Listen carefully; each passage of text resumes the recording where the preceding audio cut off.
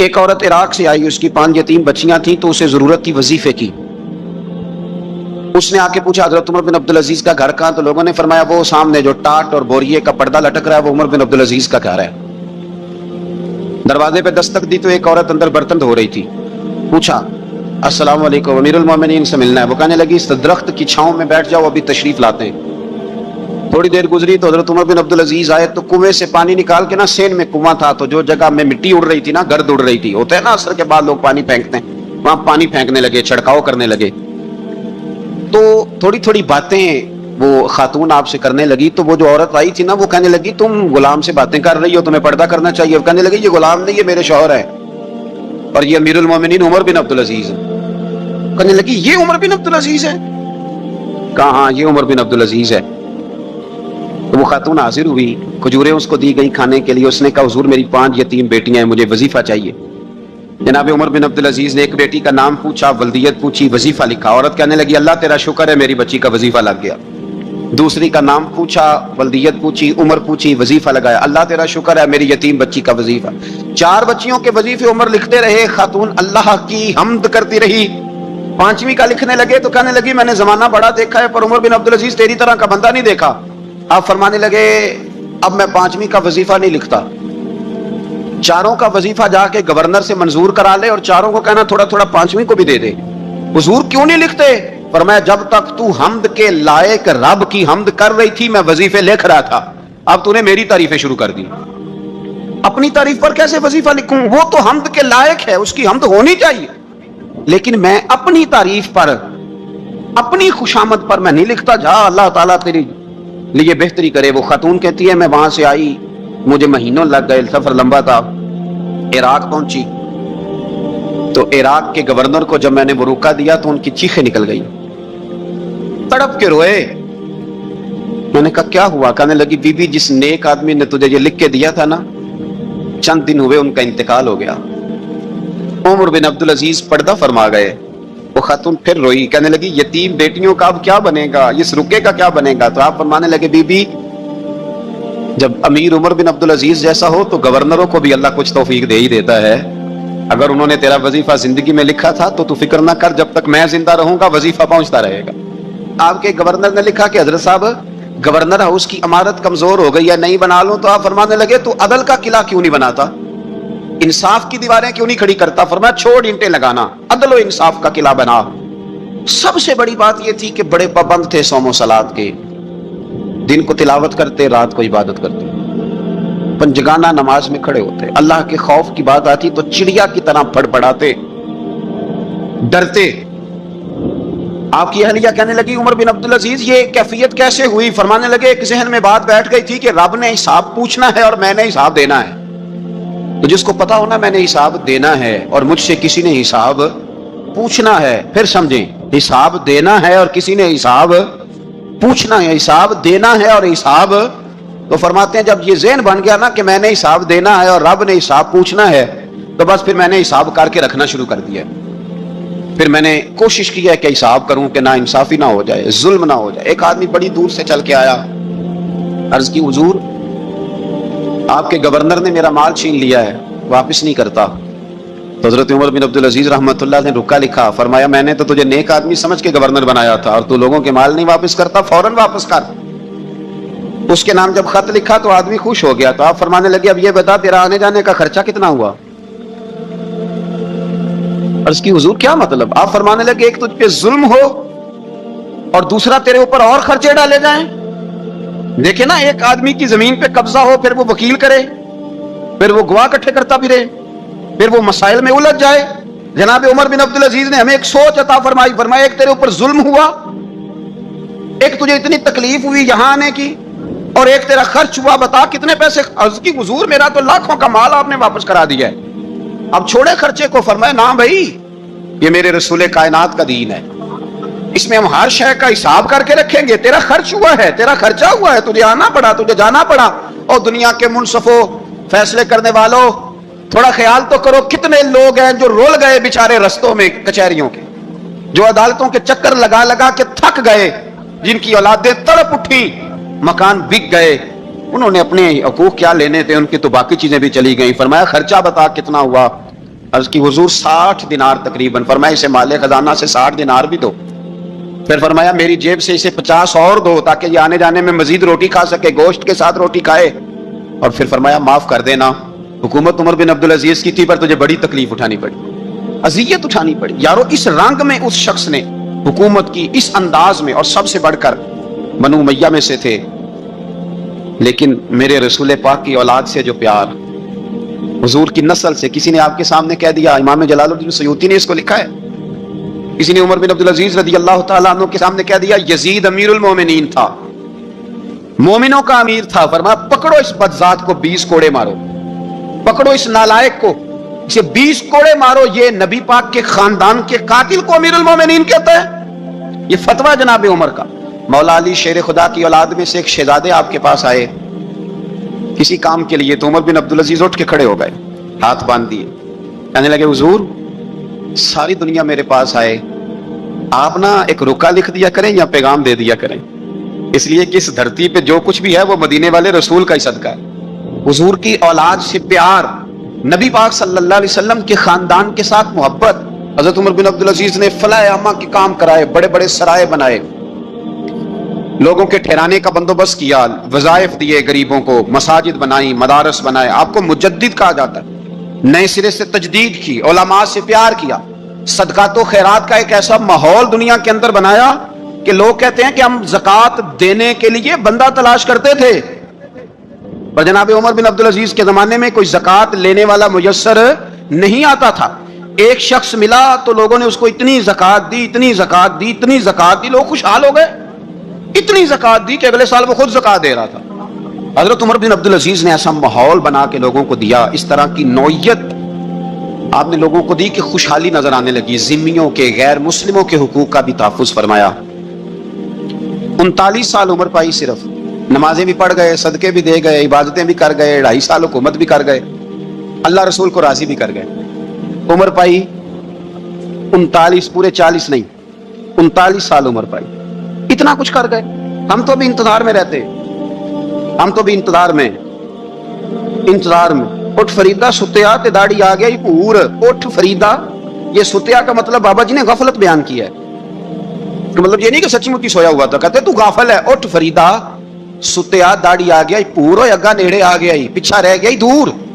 40 سال کی عمر میں آپ کو زہر دے دیا گیا. کچھ لوگوں کو برداشت نہیں نہ ہوا. ایک شخص آیا رکا لے کے, اس نے کہا حضور پچھلا خلیفہ میرے نام 20,000 دینار لکھ گیا ہے, پر وہ فوت ہو گیا ہے, تو آپ یہ رکا ہے, مجھے 20,000 دینار دے دیں. آپ فرمانے لگے سنبھال کے رکھ, شاید میرے بعد والا دے دے. رکا سنبھال کے رکھ, پر مجھ سے نہ امید رکھنا 20,000 دینار تو میں 20,000 گھر میں دوں گا اور 20,000 چولہے جلاؤں گا. میں ایک آدمی کو اتنا امیر کر دوں اور باقی لوگ دیکھتے رہے. آپ کو زہر دے دیا گیا, بیمار رہے, بچوں کو بلایا اور میں بیٹا میں جہنم سے ڈر گیا تھا, تمہارے لیے مال نہیں جمع کر سکا. اس دل نکلا, شدید علیل ہو گئے.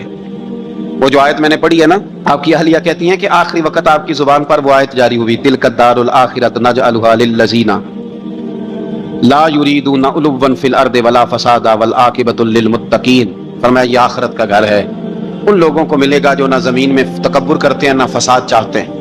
یہ آیت پڑھی اور روح پرواز کر گئی. مرنے سے پہلے, وصال سے پہلے 10 دینار یا 20 دینار دے کے اپنے بیٹے کو بھیجا. فرمایا گاؤں میں جاؤ اور میرے لیے زمین خریدو قبر کے لیے, اور اگر گاؤں والے خوشی سے دے دیں تو خریدنا, اور اگر انہیں دقت ہو تو انہیں تنگ نہ کرنا. 10 دینار کی زمین خریدنے کے لیے جب بیٹا جانے لگا تو اس نے کہا حضور کچھ لوگوں کی خواہش ہے کہ آپ کا جسد خاکی مدینے لے جایا جائے اور نبی پاک علیہ السلام کے پہلو میں آپ کو دفن کیا جائے. آپ فرمانے لگے پتر میں اس قابل نہیں ہوں کہ حضور کے ساتھ دفن کیا جائے, نہ میں اس قابل نہیں ہوں. اس طرح کرنا, میرے پاس حضور کے کچھ ناخن اور بال ہیں, جب میرا انتقال ہو جائے تو میری قبر میں رکھ دینا. اور پھر حضرت عمر بن عبدالعزیز نے فرمایا مجھے نہ سستا کفن دینا 2 دینار کا, اس سے زیادہ کفن نہ دینا, 2 دینار کا کفن. حضور آپ کا مال ہے کچھ پڑا ہوا, تو اس میں سے اچھا کپڑا خریدا جا سکتا ہے. فرمایا نہ بھائی 2 دینار کا کفن خریدنا. حضور کیوں؟ فرمایا اس لیے کہ اگر میں نیک ہوا تو اللہ مجھے جنت کا لباس عطا فرما دے گا, اگر میں بد ہوا تو یہ بھی تو پھاٹی جائے گا, چیر دیا جائے گا, قبر توڑ دے گی پسلیاں, لہٰذا مجھے مہنگا کفن نہ دینا. 2 دینار کا. آپ کے وصال سے کچھ عرصہ پہلے نا آپ نے ایک قاصد بھیجا, روم کے بادشاہ کے پاس وہ گیا تو وہاں اس نے ایک عجیب منظر دیکھا کہ وہاں ایک حافظ قرآن نابینا آدمی قید ہے، اس کی آنکھیں موجود نہیں ہیں اور وہ چکی چلاتا ہے، آٹا پیستا ہے۔ اس قاصد نے اسے پوچھا تو یہاں کب سے ہے اور یہ تیرے ساتھ معاملہ کیسے ہوا؟ تو وہ کہنے لگا مجھے انہوں نے گرفتار کر لیا، پھر مجھے کہنے لگے عیسائی ہو جا، میں نے انکار کیا تو انہوں نے میری آنکھیں نکال دی۔ اب میں صبح شام یہ تھوڑا سا کام کرتا ہوں، چکی پیستا ہوں تو روٹی دے دیتے ہیں۔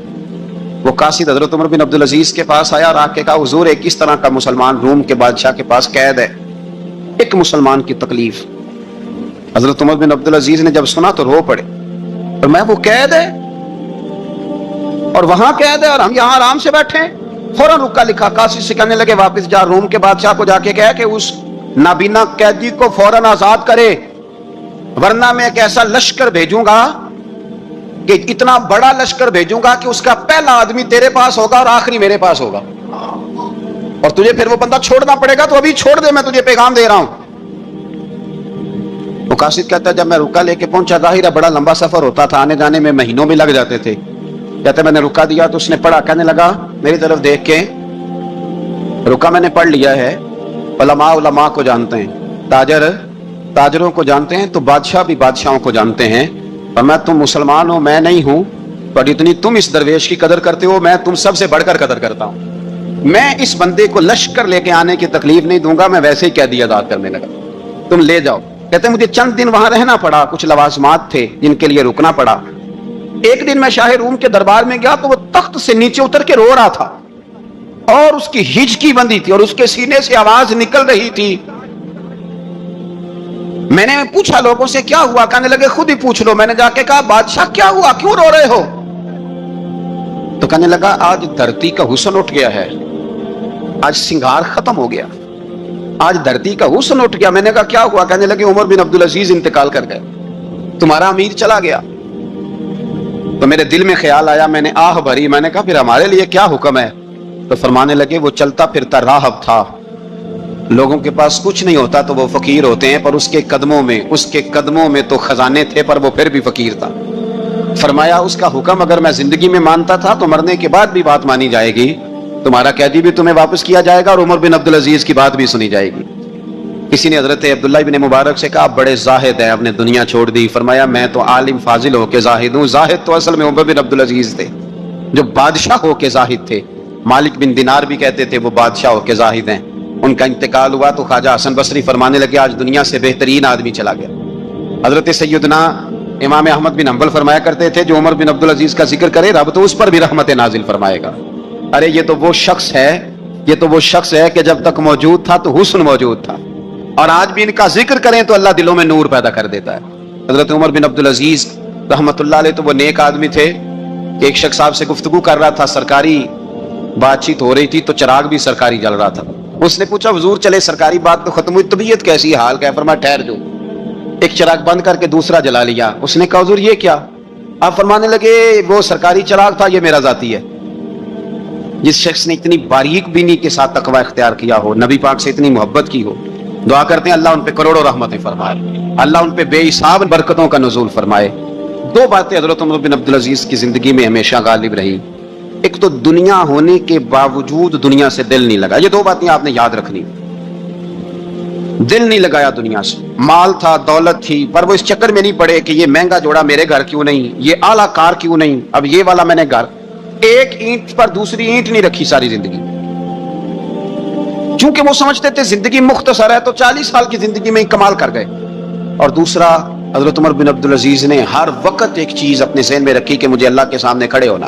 اللہ تبارک و تعالیٰ نے پھر ایک خوبصورت انسان بنو امیہ کی حکومت تھی، اسی میں سے ایک خوبصورت دھلا ہوا سجا ہوا سمرا ہوا خوشبو والا، میٹھا بھی ٹھنڈا بھی پیارا بھی نیک بھی متقی بھی اصول والا بھی، رسول اللہ علیہ السلام کا غلام حضرت عمر بن عبدالعزیز، اللہ تعالیٰ نے یہ مرد مجاہد پیدا فرمایا۔ آپ مدینہ شریف میں پیدا ہوئے، آپ کے جو والد گرامی تھے وہ مصر میں گورنر تھے۔ حضرت عمر بن عبدالعزیز رحمۃ اللہ تعالیٰ علیہ کی جو والدہ ہیں وہ حضرت عمر فاروق کی پوتی ہیں، تو آپ کی رگوں میں فاروقی خون بھی تھا۔ حضرت عمر بن عبدالعزیز رحمۃ اللہ تعالیٰ علیہ کے والد گرامی نے آپ کو مدینے میں پڑھنے کے لیے چھوڑا۔ حضرت صالح بن کیسان ایک عالم اور محدث تھے, ان کے پاس آپ نے تعلیم پائی. اور جناب عمر بن عبد العزیز رحمۃ اللہ تعالی علیہ کے والد اگرچہ مصر میں تھے, لیکن آپ کو مدینہ میں رکھا, آپ نے مکمل تعلیم حاصل کی, علم حاصل کیا, چھوٹی سی عمر میں قرآن پاک کے حافظ بھی ہو گئے. پھر جب بڑے ہوئے تو اللہ نے یہ موقع دیا, چونکہ خاندان کی حکومت تھی, تو آپ مدینہ شریف کے گورنر بنے, اور مدینہ منورہ کے ساتھ ساتھ آپ کو طائف کی حکومت بھی ملی, مکہ مکرمہ کی حکومت بھی ملی. پھر بعض جگہ پہ تو یہ ہے کہ آپ نے خود کسی وجہ سے استعفیٰ دیا, اور بعض جگہ یہ ہے کہ سازش کر کے آپ کو معزول کیا گیا. لیکن حضرت عمر بن عبد العزیز نیک بڑے تھے, پرہیزگار بڑے تھے, پر خوش لباس بھی بڑے تھے. خادم کو جب بھیجتے تھے نا بازار, تو کہتے تھے جو سب سے مہنگا جوڑا ہو وہ خرید کے لانا. خوشبو بہترین استعمال کرتے تھے. جب گزرتے تھے تو لوگوں کو پتا چلتا تھا کہ کوئی عام نہیں گزرا, عمر بن عبد العزیز گزرے. جب تک گورنر رہے, جب تک خاندان میں رہے, ماحول اور رہا.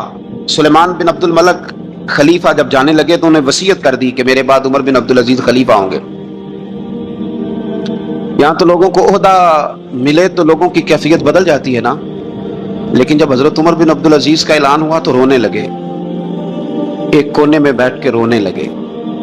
فرمانے لگے مجھے امید نہیں تھی کہ وہ اتنا بڑا بوجھ میرے کندھوں پہ ڈال کے چلا جائے گا. اتنے سارے لوگوں کا بوجھ, اتنے سارے لوگوں کی آزمائش.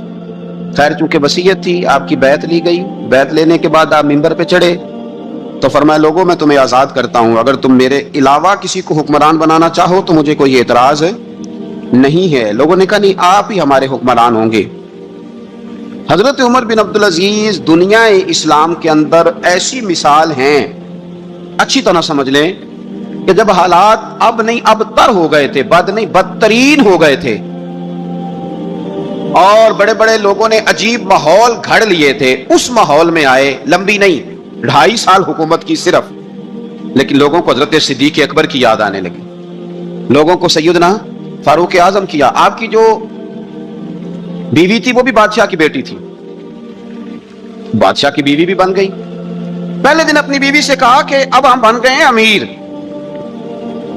اب ہمارے ذمہ بہت ساری ذمہ داریاں ہیں, اب حالات اس طرح کے نہیں ہوں گے جس طرح کے پہلے ہوا کرتے تھے, اب تمہیں میرا ساتھ دینا ہے. اپنا سارا زیور دو, میں بیت المال میں جمع کرانا چاہتا ہوں. یہ بڑا مشکل کام ہوتا ہے کسی خاتون کے لیے. سارا مال وہاں جمع کرا دیا. پہلے دن ہی سارے کپڑے سپڑے حضرت عمر نے اپنے خیرات کر دیے, سادہ لباس پہن لیا, اور بڑی تھوڑی غذا گھر میں آتی تھی. بیت المال سے تھوڑا سا وظیفہ, جائیدادیں ساری دے دی اللہ کے راستے میں, غریبوں میں بانٹ دی. ایک دن گھر میں تشریف لائے تو بچیوں نے منہ پہ ہاتھ رکھ لیا. حضرت عمر بن عبد العزیز بات کرتے ہیں تو بیٹیاں منہ چھپا لیتی. پتر کیا بات ہے بیٹے, میرے منہ سے بدبو آ رہی ہے, منہ چھپاتی ہو؟ تو بچیاں خاموش ہوئی. جب دوبارہ پوچھا تو کہنے لگے ابا جی جو آپ خرچہ دیتے ہیں نا اس میں 2 وقت روٹی نہیں پک سکتی. اور یارو میں آپ کو وقت کے امیر کی بات سنا رہا ہوں. یہ جو رکھ رکھا ہو میں نے اور آپ نے بنا لیا ہے تو خرچے اتنے بڑھا لیے کہ ہم الجھ گئے, ہم سے پورے نہیں ہوتے. لیکن جنہوں نے اولادوں کو سادہ رکھا, حالات قابو میں رکھنے میں کامیاب ہوئے, بچ گئے. میرے نبی کریم صلی اللہ علیہ وسلم نے فرمایا جو ضرورت کے مطابق جسے اللہ نے روزی دے دی وہ کامیاب ہو گیا. لیکن ہم بہت الجھ گئے, بہت دور نکل گئے. بیٹیوں نے منہ میں ہاتھ رکھا. پتر کیا بات ہے ابا جی,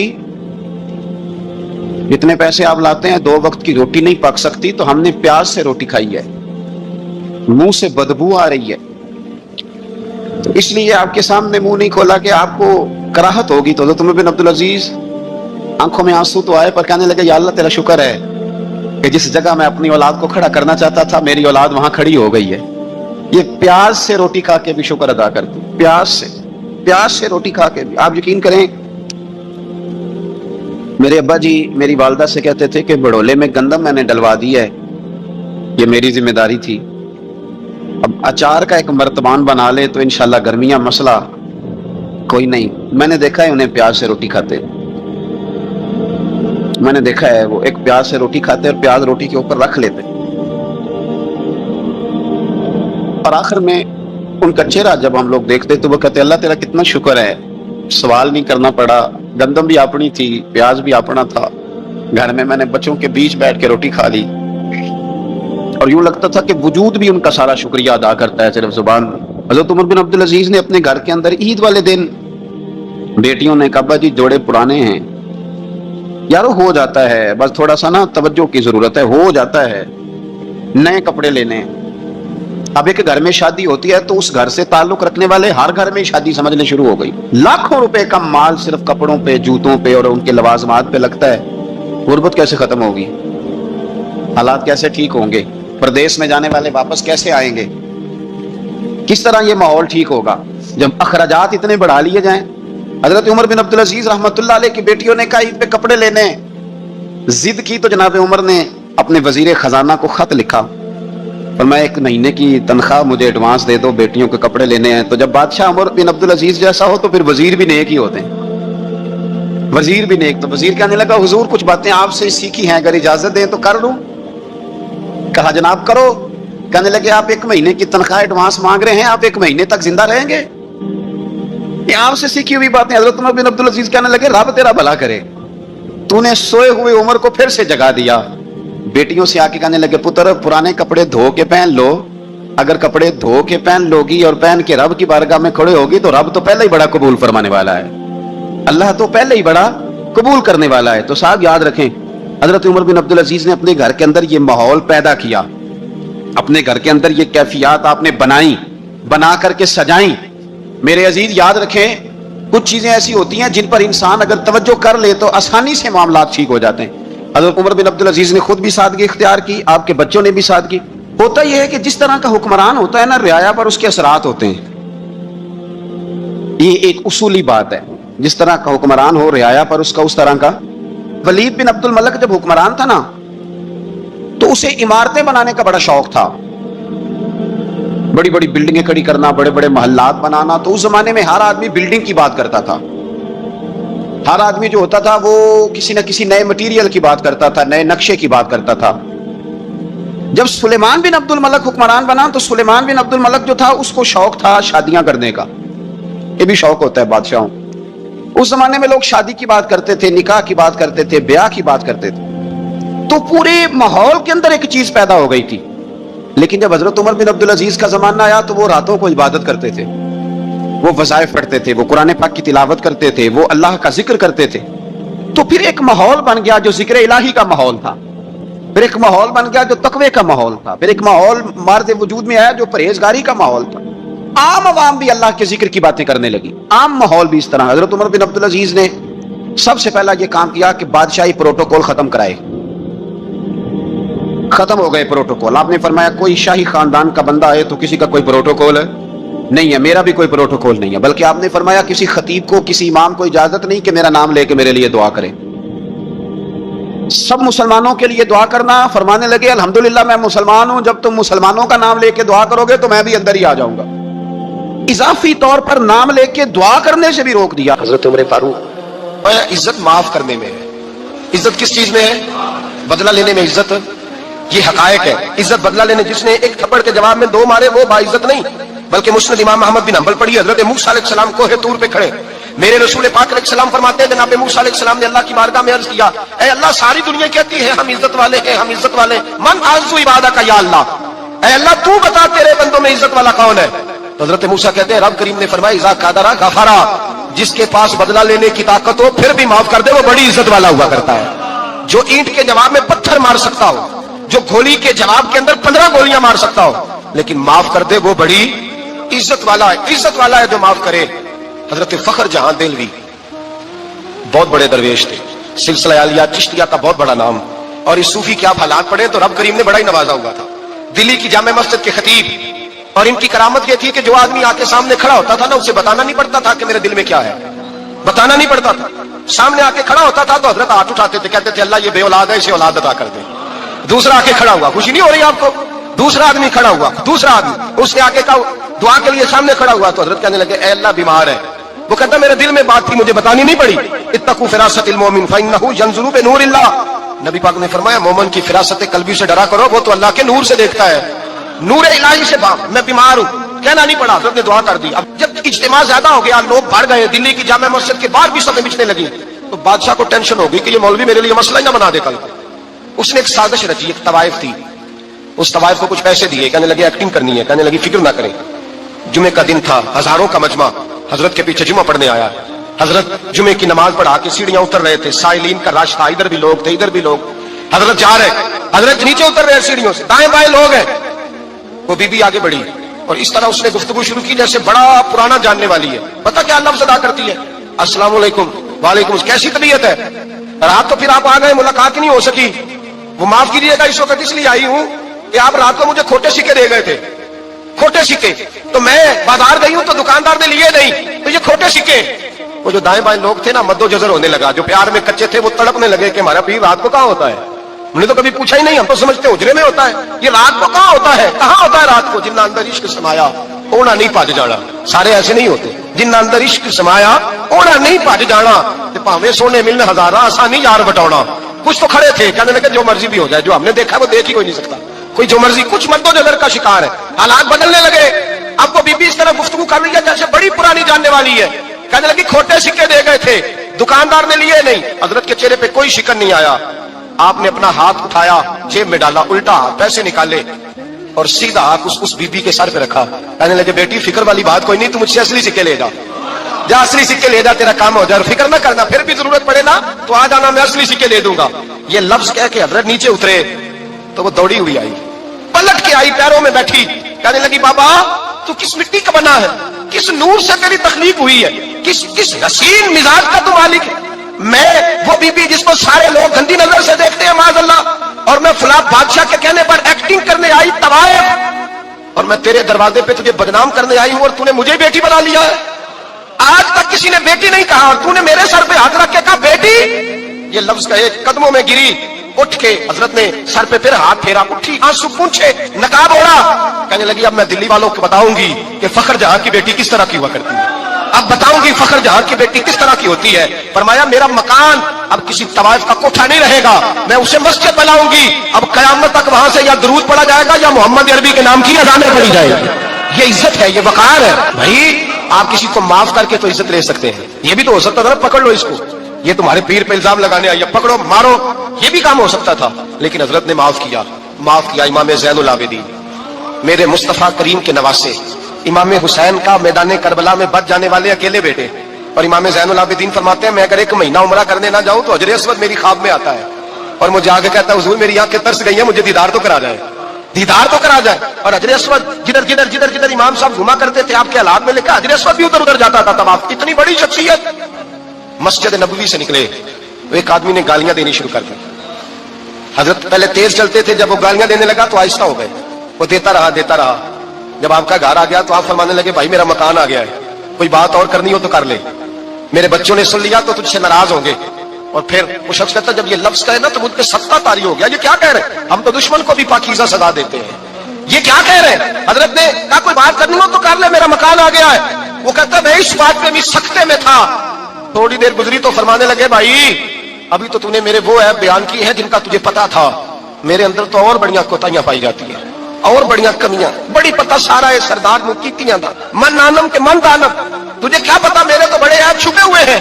वो शख्स कहता है मुझ पर दूसरा बम गिरा तो पाक महबूब का पाक नवासा, पाक फातिमा के पाक पोते अंदर गए। कहने लगे ठहर जा, जाना ना, रुक में आया। कहते अंदर गए, एक बोतल सिरके खिलाए, एक बोतल शहद खिलाए, 5 किलो खजूरें लाए, मेरे हाथ में थमाई। कहने लगे तोहफा है। कहते मैं अब तो मार ही गया। मैंने कहा हुजूर ये क्या है सारा कुछ, मैं गालियां दे रहा था। आप फरमाने लगे जो तू कर रहा था वो तेरा किरदार है और ये जो मैंने किया है ये मेरा किरदार है। इसलिए कि मेरे दादा मौला अली शेर खुदा हल आता मुश्किल कुशा, हजरत अली ने नसीहत फरमाई थी कि बेटा जो घर आए वो खाली हाथ नहीं जाना चाहिए, जो दरवाजे पे आए वो खाली हाथ नहीं जाना चाहिए। हजरत पीछे पलटे तो वो पैरों में बैठ गया।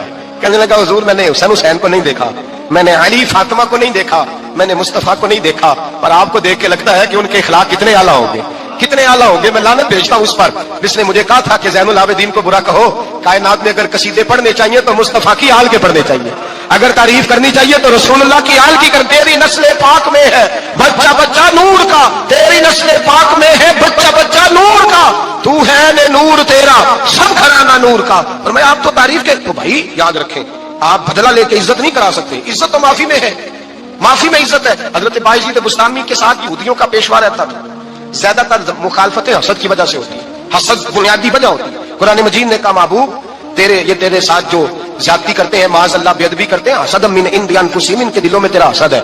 हसद बुनियादी वजह है इख्तिलाफ, हसद होता है जो वजह बनता है। हजरत बायजीद बुस्तामी के पड़ोस में यहूदियों का पेशवा रहता था, आपकी मुखालफत करता, सारी जिंदगी उसने मुखालफत की, यहूदियों से बड़ा मानते थे, उससे कोई गलती हो गई, सारे उसे छोड़ गए। पहले रईस आजम होता था, फिर गरीब हो गया। एक दिन हजरत बायजीद बुस्तामी घर आए तो बच्चे के रोने की आवाज आई। जौजा से पूछने लगे इसका बच्चा क्यों रोता है? तो कहने लगी आपको पता है ना, अब लोग उसे छोड़ गए हैं तो घर में दिया नहीं जलता, बच्चा छोटा है, अंधेरे में रोता है।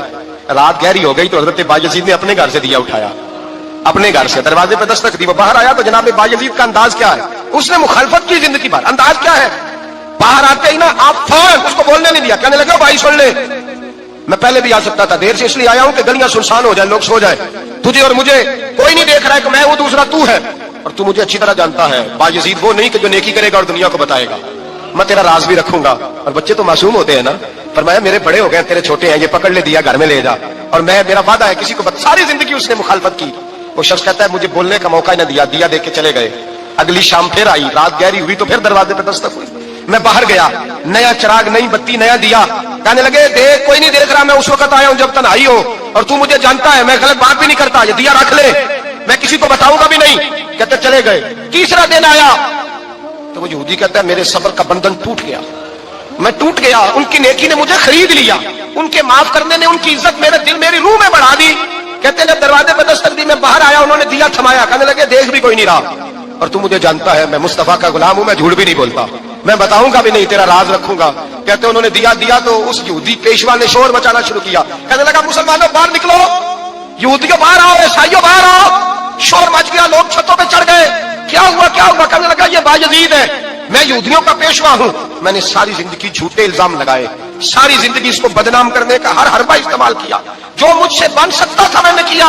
पर ये अजीब शख्स है, ये परसों भी मुझे दिया दे गया है, आज भी दे गया है, कल भी दे गया है, मैं सारी जिंदगी इसे रुलाता रहा, और इसने मेरा छोटा सा बच्चा भी मेरे बच्चे का रोना भी इससे बर्दाश्त नहीं हुआ। मैं तुम सबको गवाह बना के कहता हूं मैं झूठा हूं, बायजीद सच्चे हैं, इनका मजहब भी सच्चा है, कुरान भी सच्चा है, इस्लाम भी सच्चा है, और जिस मुस्तफा का ये कलमा पढ़ते हैं वो महबूब भी बड़ा सच्चा है, ये सच्चे दीन के मानने वाले हैं। कहने लगे मैं तुम्हें गवाह बना के मुस्तफा का कलमा पढ़ता हूं और तुम्हें बताता हूं कि आओ सारे दरे रसूल पे झुक जाए।